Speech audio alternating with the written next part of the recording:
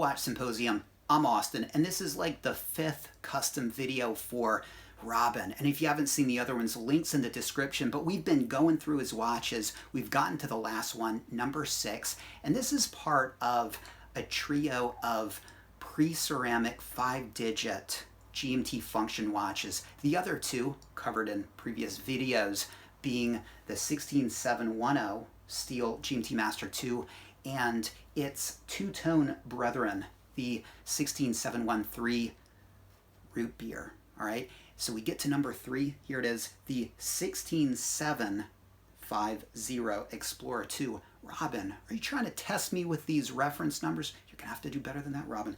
Okay, it's the 16570. I make mistakes with the reference numbers too, so no worries there.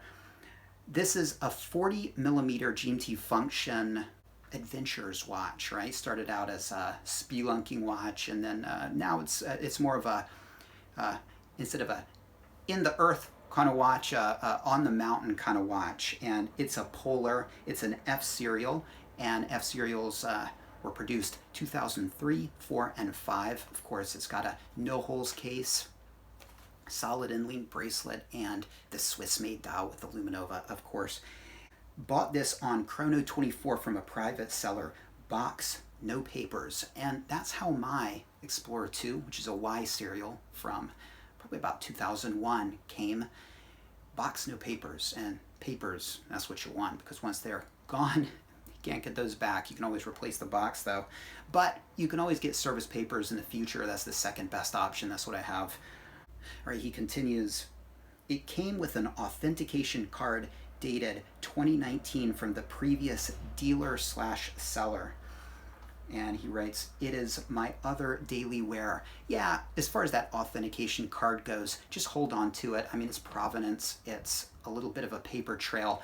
But, you know, when third-party shops, these like random shops, you know, include some authentication card, I mean, geez, like how worthless is that? I mean, it's funny because you don't want to throw it away because it's part of the provenance, but that's not much of a draw to buy a watch, and sometimes they kind of make it like it is. Like it's like fake papers, basically. So anyway, hold on to it. It's his daily wear. Okay, and it's a great daily wear, absolutely. And there we go. We know all of his watches, and like I said in the previous video, I'm not going to suggest any more watches. This is a great size. If I were to suggest a watch, it would have to be a dive watch, of course. Something like a sub. Preceramic, ceramic, whatever, you know, a dive watch or Sea Dweller. That would be cool. But this is a collection that's big enough. He likes the GMT function like I do, so I think it's fine the same size. I recommended in the previous video some parts for that 16713, and I stand by that. He writes, I think 6 watches is enough, and I agree with that, Robin. It's hard to give them all a good amount of wrist time. I keep the GMTs on winders because I don't want to put stress on the winding stems by setting everything up for each wear.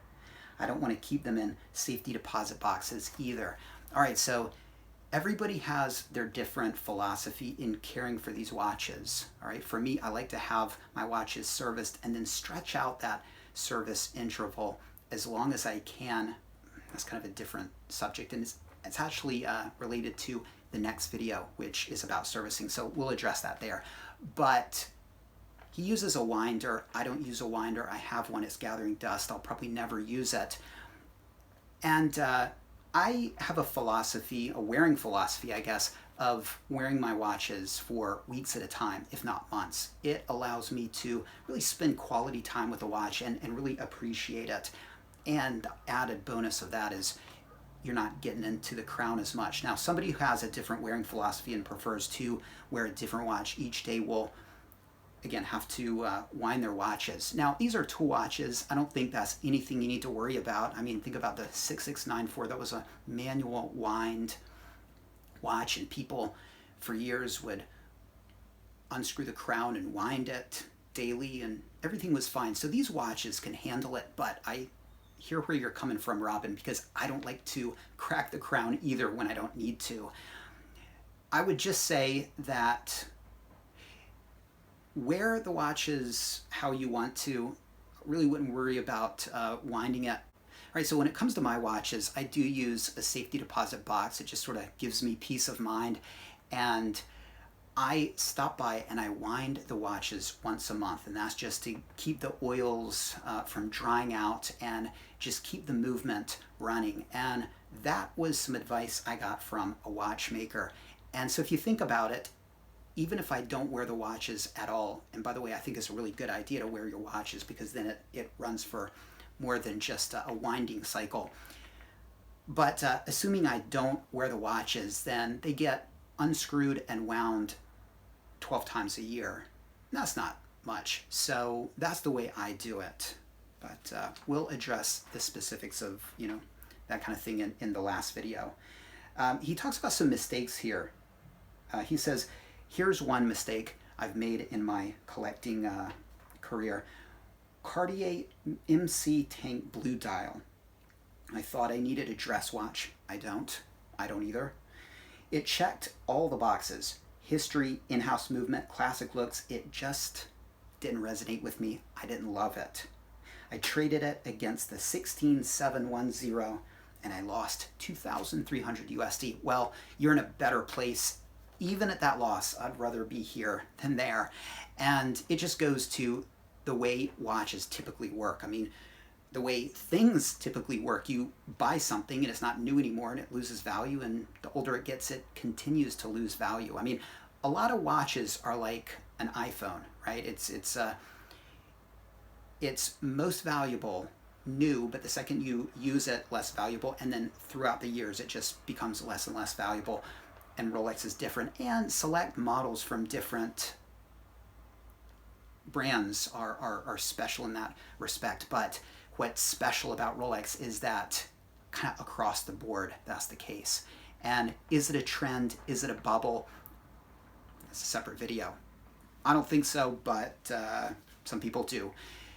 So that's why putting your money in Rolex is better than a Cartier perhaps. Live and learn, lesson learned, okay? Should I have tried selling it myself? I was nervous of being ripped off and passed on selling it online. Have you sold online? I have never sold a watch, period, Robin, but I'd like to. And selling a cheaper watch, not a big deal. I'd probably throw it on eBay. And if it got ripped off, I'd be pissed, but it wouldn't be the end of the world. I would hesitate to do that with a $10,000 plus watch because eBay and PayPal, they favor the buyer over the seller. And so I think the idea of getting scammed it's real, all right? And so that scares the hell out of me. There's an alternative reality where you did list it and you lost your watch. And you're thinking to yourself, I got greedy. I just wish I had sold it an easier, safer way. And if I could only go back in time. Well, you did the right thing, all right? So you lost money. Who cares? It was the safer option, and sometimes safer is better. As I tell my daughters, it's better to be safe than sorry. So, right, I think you did the right thing. If you guys have any advice for Robin or myself in regards to selling a watch, I'd love to hear it, because I don't know the first thing about it. And we get to his final point. He writes, I realized that after buying the Pepsi, and he's talking about the GMT Master 2, which he bought as a Pepsi. He says, I realized after buying it that the Cokes and All Blacks are priced lower.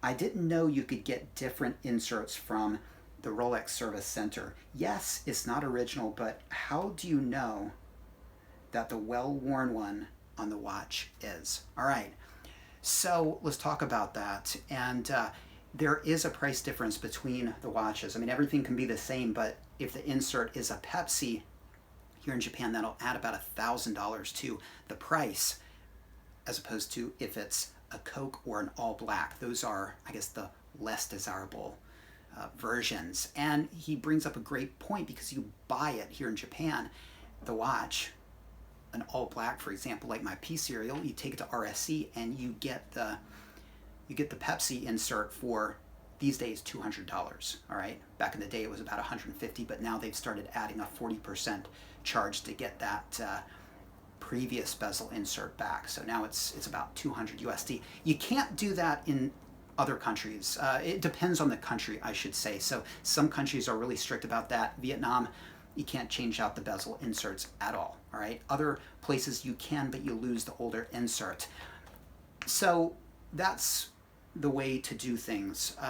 As far as getting them changed out, if you're talking the later, I would say 2002 all the way to the end of the run watches, then it's not such a big deal changing out the bezel inserts, because the service inserts are, to my eyes, the same as the original inserts. And that means the thin font, thinner character sans serif font, okay? But if it's 1999 A serial, then it's gonna, ideally, if it's an original bezel insert, have the thick, fat font with the serifs. And so if you want your Pepsi born as a Pepsi, then maybe you might want to find, if you're looking for one of those older watches, maybe you want a Holes case. So you need something that's, 2001 or earlier. Then you're gonna have to ask yourself, okay, well, I want one that was born as a whatever, okay? Do you want like an original Pepsi, born as a Pepsi? Could you find again a W serial from 1995 with a newer insert that looks all brand new? Yeah, but it's not gonna have those serifs, and some people like myself will recognize that as a replacement insert. A replacement insert, a non-original insert. So it's not a big deal if you're going for the later no holes case GMT Master 2s, all right? So yeah, it's all about what you want to do. My A serial was born a Pepsi, and it's got the fat font serifed Pepsi insert, got it in the next room. My P was born as an all black. Right now it's got a Coke on it, just like this has a Coke on it, with the service insert. So how do you know that the well-worn bezel insert on the watch is the original one? You can really never be sure 100%, but it seems to be the period correct insert for your watch. Again, your Y serial 16710 is right on the line between the time that they went from the fat font serifed inserts to the thin font sans serif insert. So that's a hard one. But a P serial, no, P's are kind of late enough that it really depends. But something like a T serial from 1996, that's going to have the fat font serifs. Okay, something like a Z, of course, is going to have the thin font sans serif. So if you're talking one of those models that is squarely in that period and not close to the transition period, it's kind of easy to tell, all right? But you never know for sure, right? You never know for sure, and that's the whole deal about buying pre-owned watches. It's not for the faint of heart. It's hard, all right? It's hard, and there are mistakes out there, and it's getting even harder with people and their shenanigans. There's so much money to be made on original inserts, and so caution. Thank you so much, Robin. And this concludes your review of your collection. It's a great collection. You don't need any more watches aside from maybe a dive watch. Concentrate on the parts for that 16713. Guys, let them know what you think. Do you agree with my advice? In the next video, we're going to talk about servicing these watches. Until then, take care. See you next time.